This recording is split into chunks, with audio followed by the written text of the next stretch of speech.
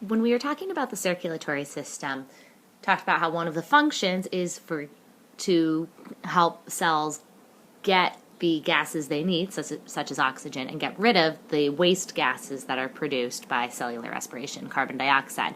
So we're going to focus now on how that gas exchange works at the other end and tie it all into the circulatory system. There are two things that we can think about when we think about the respiratory system. There's respiration and then there's ventilation. And normally when you think about the respiratory system, you're probably thinking about ventilation, which is the act of breathing, so moving air into and then out of the body. We talk about respiration, that's actually looking at the exchange of gases, so the exchange of oxygen and carbon dioxide. So we're going to first focus on respiration, and then we'll talk about kind of the other parts that are involved in ventilation. When we talk about gas exchange, we're really focusing on those two different gases, so carbon dioxide, right, leaving the cell, and then oxygen entering the cell. Remember, during cellular respiration, which hopefully you remember, occurs in the mitochondria, so if there's our little mitochondria, and what goes in is C6H12O6, or glucose, and then oxygen, so these are used in cellular respiration in the mitochondria, and then what is produced is CO2, H2O, and then ATP.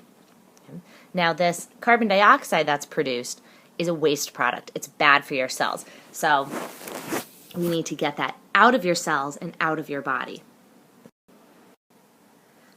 Gas exchange is really based on diffusion. Okay, so remember diffusion from way back in the first quarter, when items move across the cell membrane from areas of high concentration to areas of low concentration, right? That's diffusion.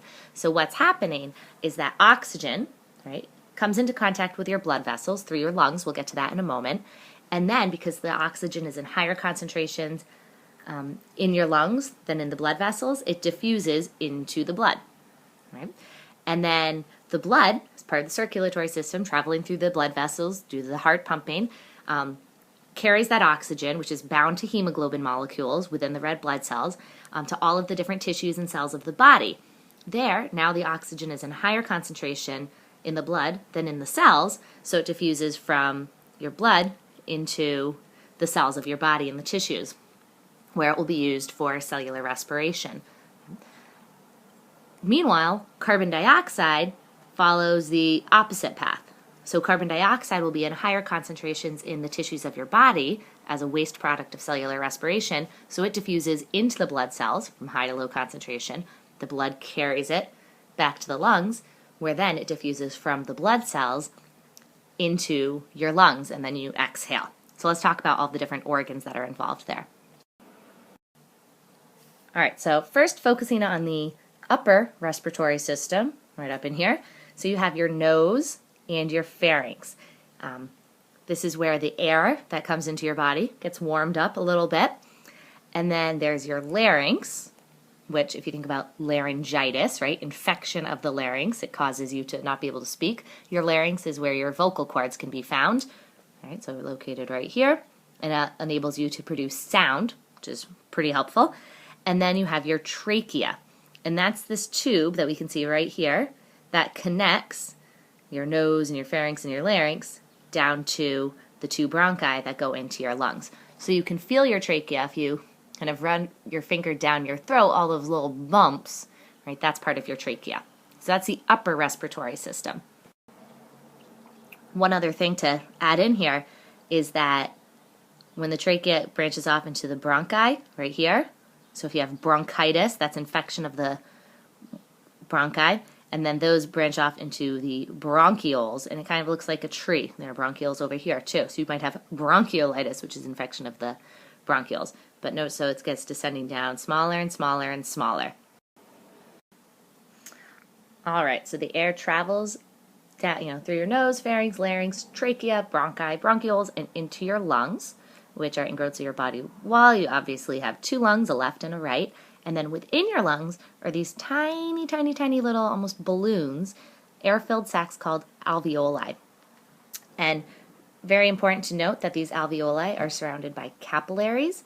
Okay, remember those tiny little blood vessels where exchange of gases can happen.